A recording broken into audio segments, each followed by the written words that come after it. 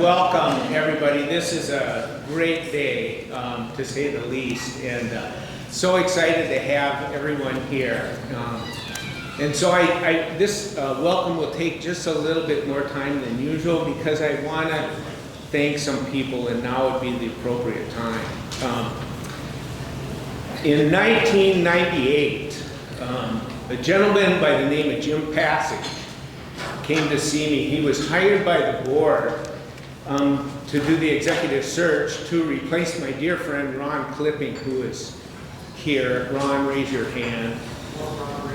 Ron, raise your hand. There's Ron. Ron, thank you.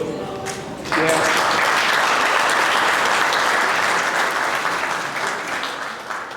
Ron thought highly enough of me, why I don't know why, but he gave Jim my name.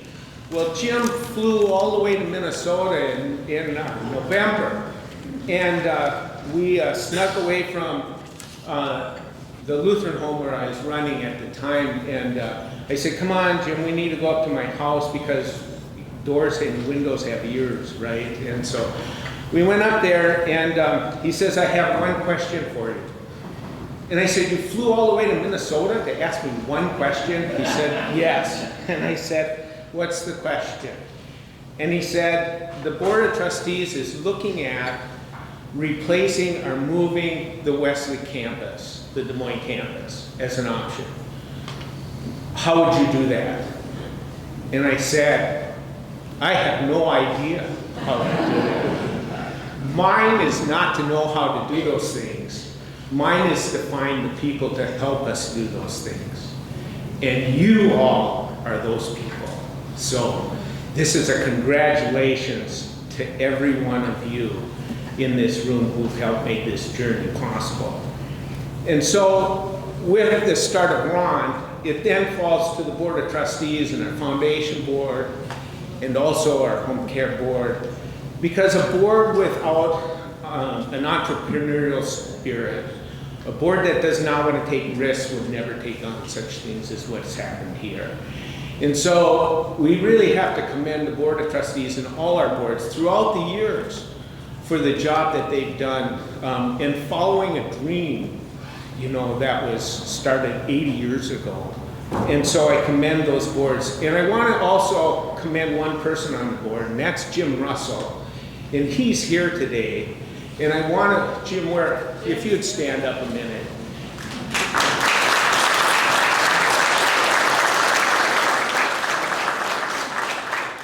We've had many tremendous and wonderful board members throughout the years here, but I wanted to recognize Jim because it came down to a real big discussion at one of our board meetings of, do we sell this property and move somewhere else? And it was Jim who said, why would we sell this? Well, who would we sell it to? Another senior care provider. What would they do? Run this as another senior care. You'll never find 40 acres. You'll never find views like this of the Sound.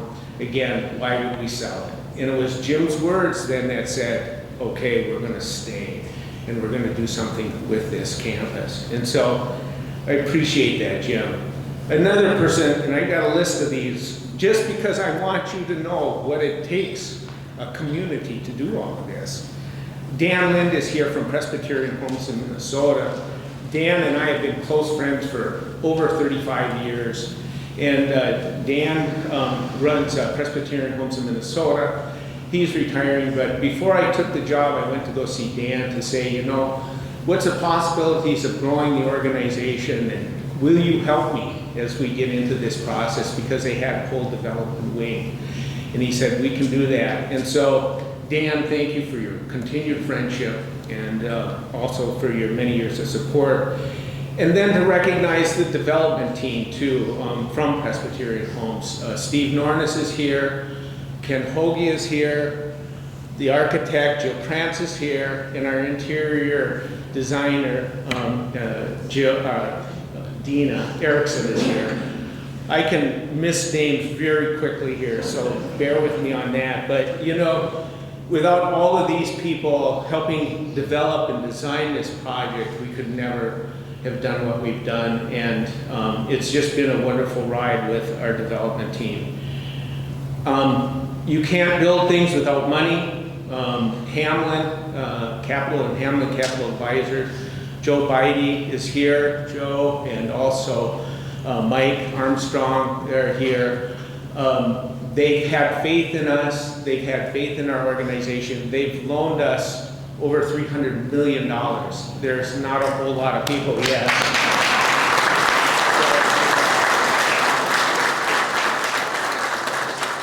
They've been with us through thick and thin, and you know, it's always wonderful to have partners such as Hamlin. And then Tracy and all the city council members. We could never have done this in most communities out here. The city of Des Moines has been absolutely a tremendous partner to work with. And just one example of that, we had this idea to connect the properties with the Sky Bridge, and we went over to the city, and the city said, development people said, we don't have any code to that. I said, well, we can find one out of Minnesota, you know. But they said, we really love the idea, we'll find a way to do it. And that was just one example of how the city has been so cooperative and such an engaged partner with us to make this happen. So Tracy, and to all the city council and all the city employees, it's been a journey that I have totally enjoyed. And then our lecture, and I'm a little emotional, so give me 1 minute. Our legislators, Karen Kaiser and Tina Orwell and Mia Gregoire, they're all here. But their undivided support in the legislature for many things, a $2 million commerce grant was all because of these ladies and pushing to make this happen. Our foundation has raised over $12 million to make this project happen, and part of that was the $2 million from the state.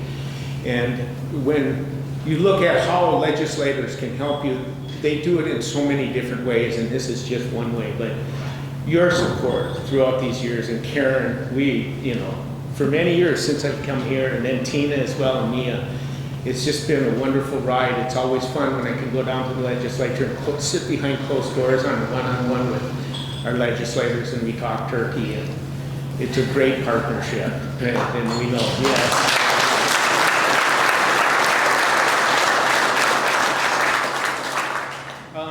And then, of course, you know, there's our construction folks, and that's Walsh Construction. And there's a number of people here from Walsh.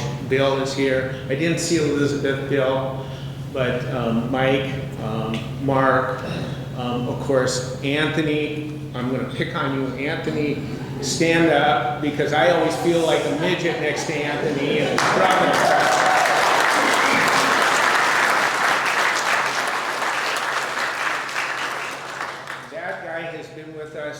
Well, all of these folks have been with us through the whole process, but Anthony goes back to working on our Lee Hill project, and so Anthony and I got always the fun times. He'd call me and say, you know, I want you to come over and look at something, and before we got anybody else involved, we decided what we were going to do and then told them what we were going to do. So, but Anthony is loved by the residents. He's guided all through this. Jason's here. I know a lot of the team is here.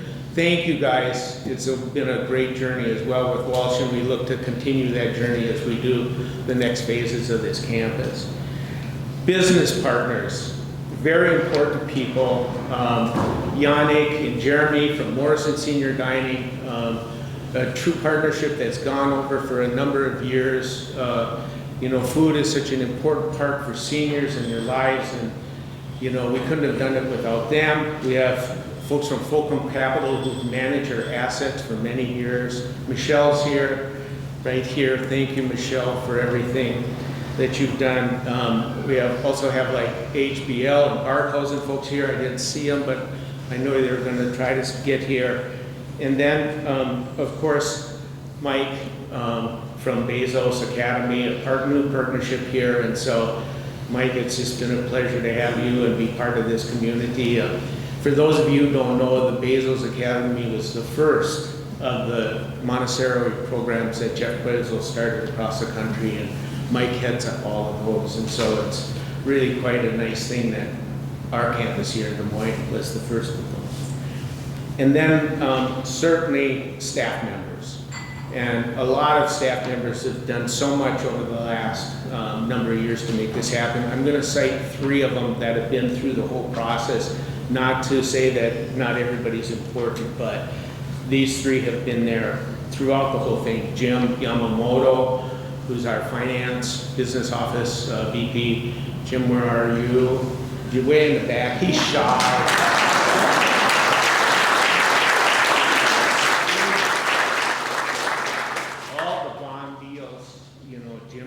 Part of all of those through the last 10 years, and thank you, Jim.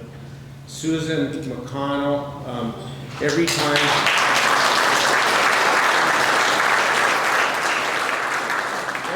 I get a dream, then I go to Susan to say, help me pay for it. And she's been able to raise an exorbitant amount of money, not only for this campus, but for our organization over the years. And I'll talk a little bit more about some of that when I make my other remarks, but how important foundation and fundraising was to Wesley Homes when it got started. So, very important. And then, certainly Christine Tremaine right here, our VP of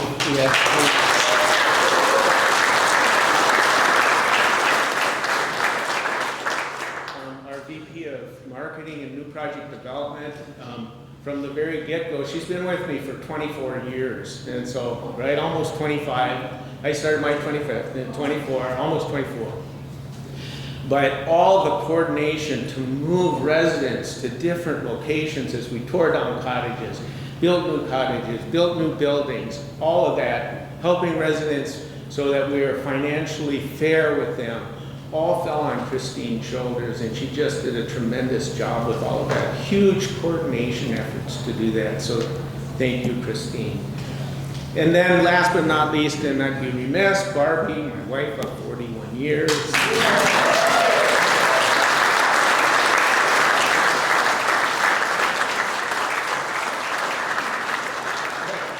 As a good friend and colleague said to me as I was leaving a hotel in Washington, D.C., I was coming in and he was going out, and he said, "Barbie's still with you?" And I said, "Yeah." And he says, "I can't understand that, but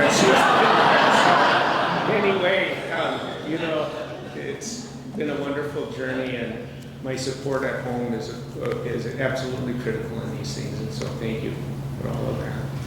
So with that, then, I will say enough of those things, but again, everybody says congratulations. This is a celebration for all of us, because I hope what I've done in these few minutes is say how important everybody is to make this happen. And then go back to my words to Jim Passage. I have no idea, but there are people who I need to find who can help us do it, and here you are. Congratulations.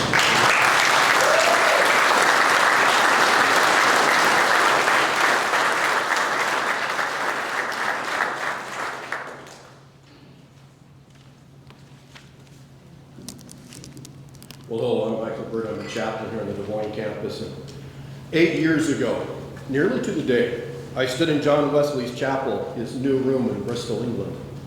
Built in 1739, it's known as the oldest Methodist building in the world. Today, here at Wesley, we stand in what is certainly one of, if not the newest Methodist-affiliated chapels in the world.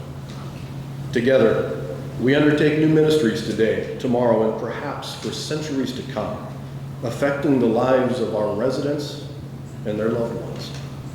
John Wesley's mission, inscribed in his new room, is still our mission today as we endeavor to do good and to make life better for all. As we begin our redevelopment dedication and prayer, let's recall our heritage, be thankful for the present provisions and the opportunities, and look forward with eager anticipation to the future. Please join me in prayer. Holy Father, we thank you for this place, for Wesley, for the incredible blessing that we can be in the lives of so many of your people, for those who held on to and pursued Dr. Logan's dream, the visionaries, the planners, the developers, and everyone who made this dream a reality. We thank you and ask your blessing on them and on this place. As we remember, celebrate, and take up that same baton of faith, we are reminded of our responsibility to boldly step into the future wherever you may lead us, continuing the legacy of this place. So we ask your guidance and your blessing, and we pray this in the name of Jesus Christ. Amen. Amen.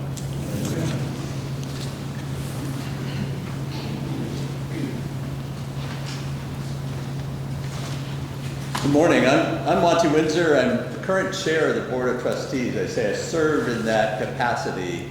I've been in this role about 4 months. I've been on the board about 7 years. All of this was well in motion when I joined the board. And I want to welcome you again and echo Kevin's words about thank you, because none of us got here on our own. As I look around, I see a place built on faith. Faith is what brought us here. The Bible tells us that faith is confidence in what we hope for and assurance about that we do not see. Today, that faith is manifest, is present, is here, is tangible. The faith and belief of the board and everybody Kevin mentioned, I'm not going to try and repeat that list, has come together to bring us this facility. So I joined after that happened. The board and management realized there's limited useful life left in the facilities. They were deteriorating and something dramatic had to happen. They had the faith to step forward. And I can only imagine the discussions and the challenge and the faith it took for a nonprofit to go out and borrow the kind of money it took to build a place like this, to issue the bonds with the faith that it was what people needed, it was the right thing to do, and it was the right place to spend our resources and move forward. Everybody had faith. Kevin mentioned the faith the city had in us, the way we worked. I mean, just joyful that way. I have to mention our friends from Presbyterian Homes, who not only helped with construction, but helped with systems as we grow to help operate and run better. And all of our partners. The residents had faith in us. They knew that one day the dust would settle, something beautiful would emerge, and they put up with a lot as we moved them from one facility to another. Lovely. I was afraid that was a cue for me to do something, but thank you. But creating a sustainable this was key to these plans, and really it's kind of nice. We're celebrating this on the 80th birthday of Wesley, our 80th anniversary, when we started, in a facility that sets us up to be in place for the next 80 years and to continue this ministry. And our service to seniors has so many facets that's so important. Just a random thought came across that every family, every couple or person that moves here, for the most part, are freeing up a single family home for somebody else to move into. In this time when housing is so short, every senior we can house here is making space for somebody else in our community at a time when that's really needed. The nonprofits need to lead in this industry.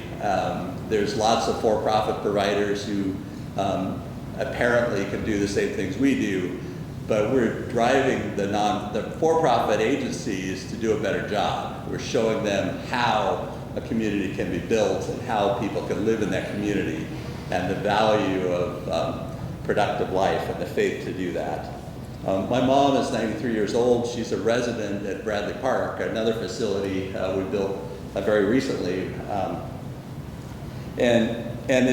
She's an avid bridge player. She's known as a card shark. She plays cards 5 times a week.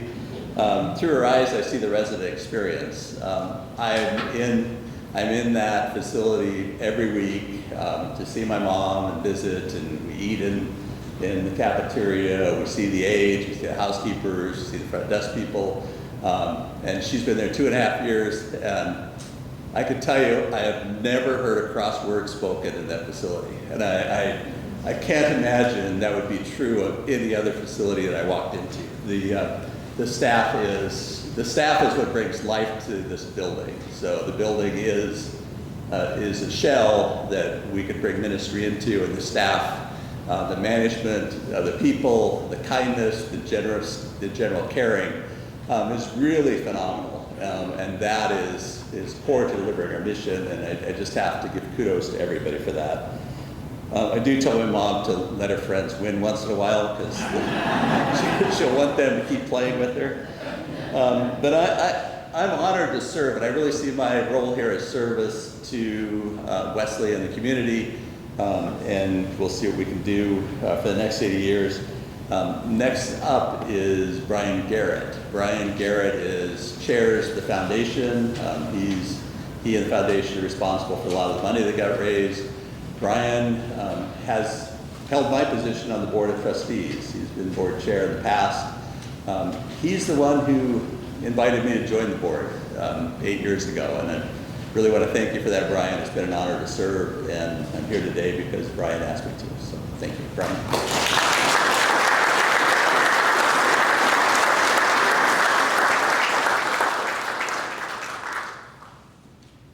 Good morning, everyone. So glad to see all of these faces and to know that I'm among friends. It's been said that a friend is just a stranger that I hadn't met yet. And anybody who is a friend of Wesley Holmes, and especially of Kevin Anderson, is a friend of mine. I've been asked to share a few of my thoughts and perspectives of this 10-year redevelopment project. Our Des Moines campus has been the foundation of Wesley's stellar reputation for faith-based care for our residents and for value for money. That reputation led to successful development of new Wesley properties at Lee Hill and Auburn, at Bradley Park in Puyallup, and now at Tahale in Bonnie Lake. The Gardens building and its surrounding cottages served the community well for over 70 years. Management staff and the Wesley Board of Trustees, in evaluating the future needs of our residents, found that the Gardens side of the campus needed to be repositioned to keep us competitive in this senior living arena. The Wesley Board was privileged to be included in the preliminary planning and the 3 construction phases for this redevelopment. Our marketing lead, Christine Tremaine, presented many sessions following the progress of planning, design, permitting, and construction, and answered many questions that the board members had along the way. One specific pre-planning session comes to mind as being key to part of the success of this project, and I need to mention it. A board member said that if we truly felt that views of Puget Sound were of primary importance, then we should maximize the number of residents to benefit from those views. He then held up his hand, spread his fingers apart, and said that we should consider a building plan with multiple wings spread out like fingers, so that the balconies on each side of those fingers could have a beautiful view of the water. Today, we're very grateful for his creative insight. And Kevin, if you'll allow me to say his name, I will. Jack Wimpress. And he's a resident in Terrace Side. He was a long-time employee of Boeing and just had that very creative type of mind. Many people were involved in the success of this redevelopment. A lot of them have been mentioned by Kevin. One that stands out to me is the general contractor, Walsh Construction. As Kevin mentioned, they helped us build the Wesley campus at Lee Hill in Auburn. We found them to be great team players with the expertise to deliver a beautiful, finished facility on time and within budget. They went beyond all our expectations to deliver this new gardens building. They worked with us to pare down the initial construction estimates for a manageable project budget and used innovative methods for cost-efficient construction. As a retired bridge engineer, one of my favorite features of the redevelopment is the new skywalk, connecting the new gardens building with the existing terrace building across to 16th. I didn't mention that I've been on the board since our 50th celebration. Not the board that whole time, because you can only serve for 9 years. Fortunately, Kevin and others still like me, and they ask me to come back sometimes. I'm not the only one. John McGillier is here, and he can attest that I'm not. But since the new skywalk was not a part of the financing of the Gardens redevelopment project, Kevin tasked the Wesley Community Foundation staff to lead a separate campaign to raise the full $2 million cost of that particular construction. And our great foundation staff, some of who are represented here, including Susan and David and Ellen, and I think Erica is here today too. He asked them to raise that money, and they asked our most loyal and generous supporters, some of whom are probably in the room this morning, to contribute to the Reach for the Sky campaign, and succeeded in receiving the full amount for construction. It's a great asset for our community. For the entire project, the foundation raised $12 million towards our goals for phases 1, 2, and 3 of the redevelopment. We're grateful for the foundation staff for their hard work and for the many donors who have contributed to the success of this campaign.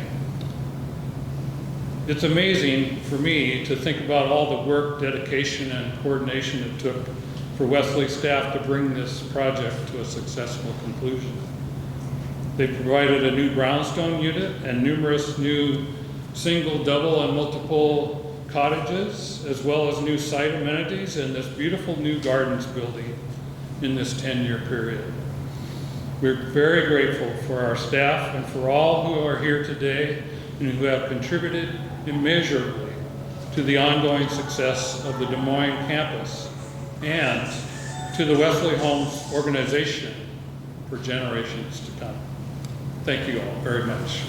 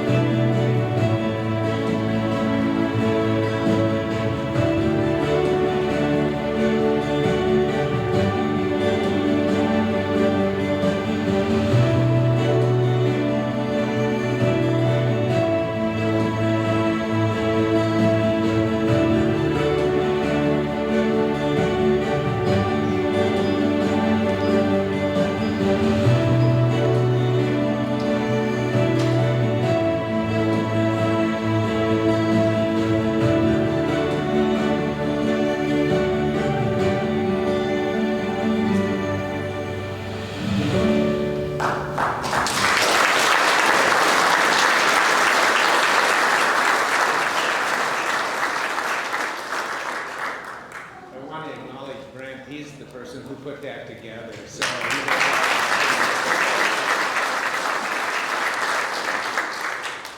Christine picked out this slide for my few remarks here, and I think it's very appropriate because I'm a settler by heart, and so I'd rather drive those cars than the ones that I drive. And in fact, when we started this journey, it was the resident said to me one day, "Kevin, do we really need to do this?" And I said, well, let me give you two analogies.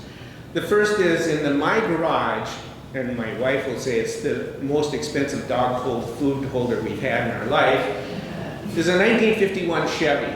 And that 1951 Chevy is near and dear to my heart because there's a picture of me in a baby stroller with the car behind. So we've carried this thing all over the country and such. And I said to the residents, I will give you that 1951 Chevy right now today if you trade me your brand new Buick. And nobody took me up on it. So I said, well, I got another offer for you then. I'll tell you what. In 1951, I wasn't born until 1958, so now you know how old I am, right? But I think the phone in 1951 was a black phone. It had a straight cord. It maybe had a dial on it, but most likely it was a party line. I'll trade you that phone today for the phone you got in your pocket that you're FaceTiming your grandchildren. Does anybody want to switch me? And no one did again. And I said, that's why we need to do what we've done. And I said, I'm going to make your life miserable. I don't mean to make your life miserable, but there's something fun about construction too, and it's exciting. And I never heard another complaint from our residents. And so to all the residents throughout these past 10 years, you've been nothing but a great friend in helping us get to where we are, and so much in donation too. Mike was going to clap, and he absolutely.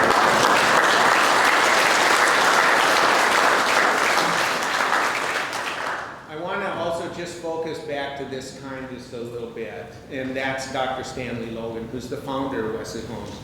You know, Ron and I had the privilege of building upon his original dream. And I've always said to people too, you know, it wasn't easy back in 1944 when he went to the conference to ask them to build a retirement community for Methodists. And of course we serve all people, and they even let us Lutherans in to run the place every now and then. You know, but Dr. Logan, you know, went to the conference and they said, you know, in a typical church fashion, so if you think anything's changed, it hasn't, okay? Stanley, it's a great idea, but we have no money, but go ahead, you have God's blessing and ours. Right? Sounds like every church. So anyway, Dr. Logan, not to be disillusioned with that, was a person who had great heart, great drive, and great faith that we can do this. So he went out, he didn't know where he'd find property, he didn't have any money, he didn't have much of anything. He put together a board of trustees. And we've been writing or reading some of the letters he was writing to the trustees. You've got to help me. Certainly you know people with influence who can help us get through regulations or can help us raise money, who can help us do all the things we need to do to make this dream a reality. Financial troubles, building. They didn't know where the money was going to come from. So if you think we've been down a rough road, think of Dr. Logan. But I also want to draw your attention to this dedication that they did in 1947, which was 49. I'm not a detailed person, so I'm surrounded by these wonderful people who correct me, and I'm glad they do. No, 1949. But I want you to read what his founding was all about within this organization, and about the Christian ministry, about the faith, about the activity programs, about learning through Wesley University like what we have today. My hope is that we have continued this dream in the fashion of what you're seeing within this dedication. You know, we've done a lot, and we've got so much more to do. So we can celebrate this day, but we can't stop. There's too many of us, boomers and others, who are going to need the services that Wesley provides, and we can do that. You know, people ask me, what are you most pleased with? And they said, the one thing that I'm most pleased with of all the buildings we've built is this room right here. Because it says why we do what we do and who we do it for. And those guiding Christian principles are what this organization is about. And of course, we accept people of all faiths, we employ people of all faiths, we respect all those faiths. And we have many people come to work with us who are non-Christian but want to work for us because we have these guiding principles, which is very much part of their faith as well. So we have a great history, a great legacy that we need to continue on and to keep moving forward. So please help me and help this organization continue to do that. And I'm so grateful that you're all here, and thank you everyone for being here with us again today.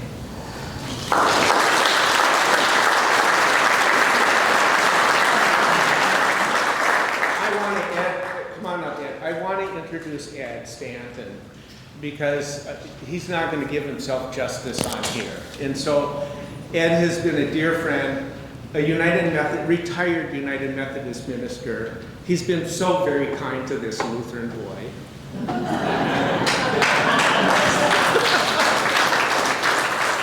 But what's fun with Ed is Ed's family has a long tradition with Wesley, and he'll talk a little bit about that. But his dad was the second superintendent, as they called it. So his dad followed Dr. Logan and knew Dr. Logan very well, and I'm sure Ed knew Dr. Logan as well. No, you I've didn't. never met him. I didn't either. That I remember. Yeah, but anyway, Ed Stanton.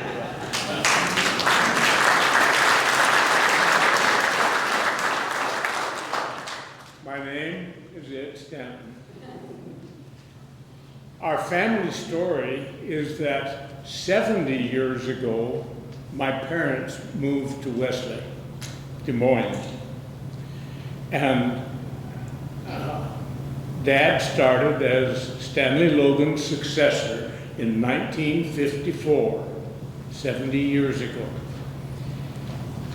They had a cottage that they had built, and then they had an apartment here in the old Gardens building.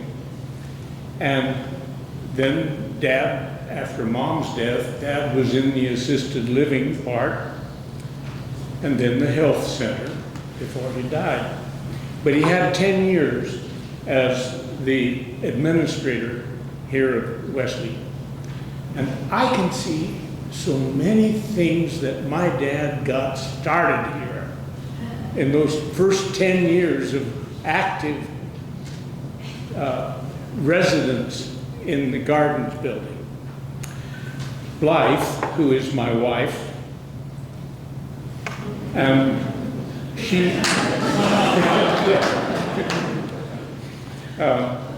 Blythe's grandfather was a resident here for a couple of years before his death. And then her parents moved to Wesley, the Callahans, and they had a Gardens cottage until sometime after Blythe's dad had died. Then her mother moved into the terrace building. She was really anxious to ultimately move into the southwest 6th floor building in the Gardens. And that woman would never get sick. So she took the building, the cottage, and she took the apartment over in the terrace and lived to be 106 and a half years old with active and smartness till the last week.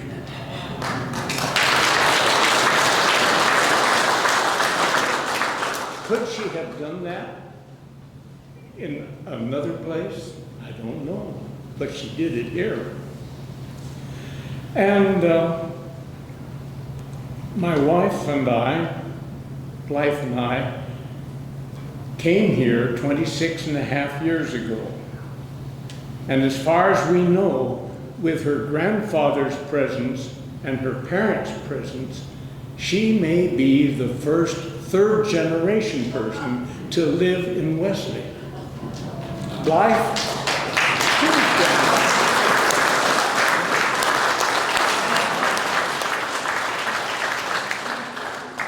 and we have a dozen or so that I'm aware of who have been third generation people now. We're not the oldest people on campus, and we haven't lived here longer than anybody else, but we are deeply, deeply grateful to live at Wesley Homes, Des Moines. Now, it was 80 years ago, 1944, that the Reverend Dr. Stanley Logan was visiting in a Whidbey Island Methodist church. And an elderly woman, after the meeting, asked if he knew of a place that she could live instead of having to live with her children and grandchildren. He didn't. But this question got him to thinking and praying and looking and searching until he found the Des Moines Bluebird Farm. Blueberry Farm. And this farm with, I don't know how many acres, and was right down this place. And the Methodist Conference could help to buy it. By 1954, that's 70 years ago, Stanley Logan had the Wesley Gardens building built, part of it, and there were a few cottages in the circle around the Gardens building. In fact, the Wesley Gardens attracted so many people over the first few years who applied to live in the Wesley Gardens that soon after another Wesley wing was built, and the dining room and the kitchen and the auditorium and ultimately the health center wing and more cottages.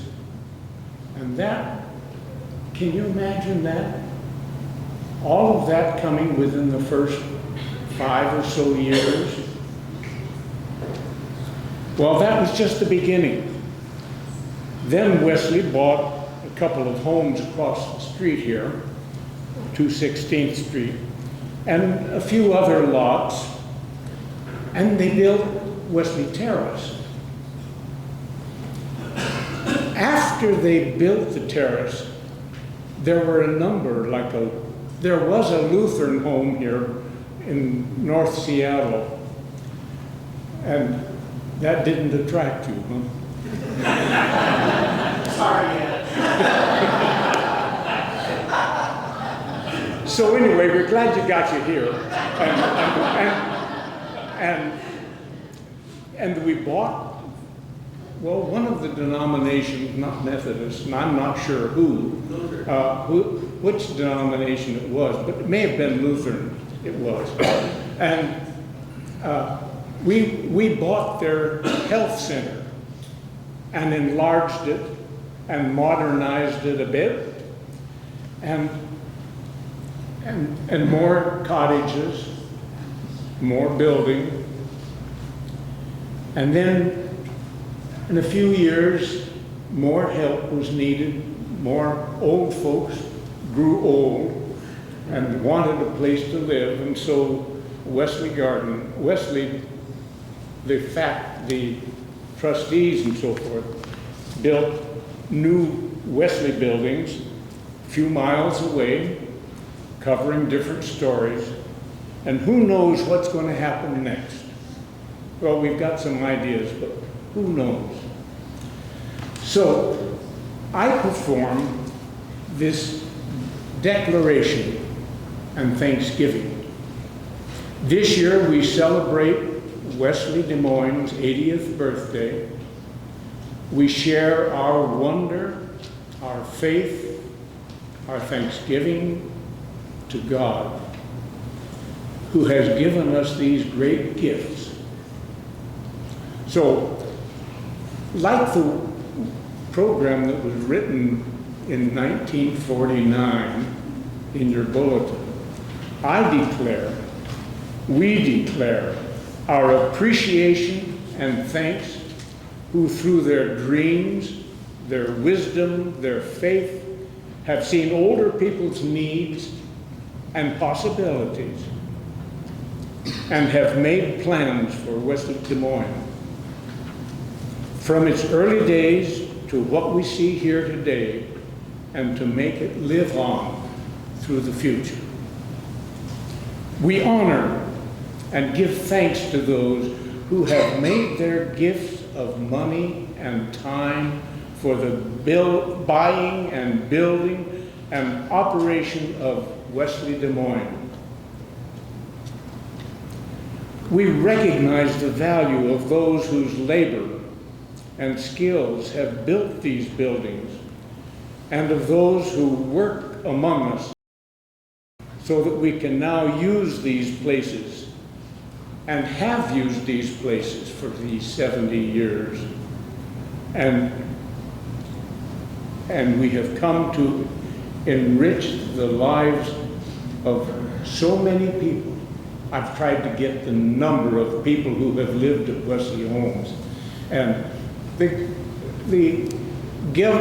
plans in previous days were a little bit hard to deal with. So, but that's one thing I want our company to do.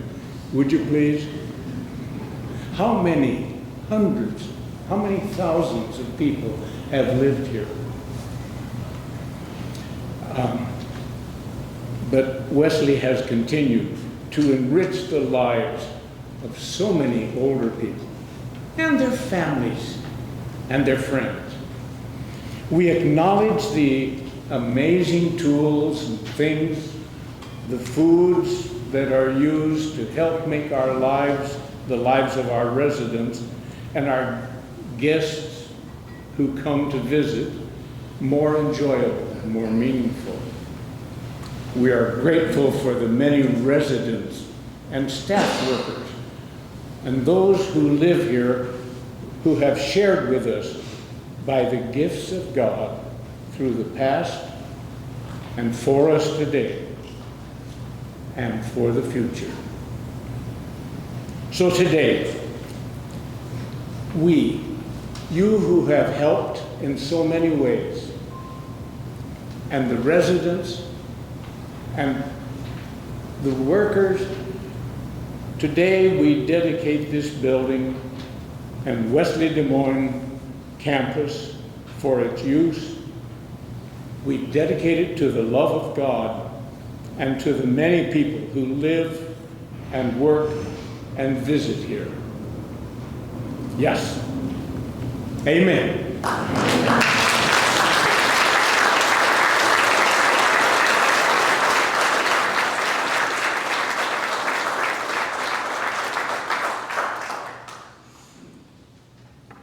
Thank you, Ed. I mentioned to you that my dad wished I'd been an opera singer, so a little classical music, because we never got to listen to any rock and roll in the car. It was either the opera or classical music, the symphony. And so I asked Tom, who's our resident organist, if he wouldn't play a piece for us so you could hear this beautiful organ, and which was donated to us by a family and built by Susan's brother. So it's a Fritz organ. It was built here just in Spanaway, and it was built for this room. It's acoustically designed perfectly for it. And so Tom's hymn that he's going to play is Susan. All glory be to God on high. I believe that's right. Is that right? Okay. Tom, thank you for playing, and we'll enjoy you listening.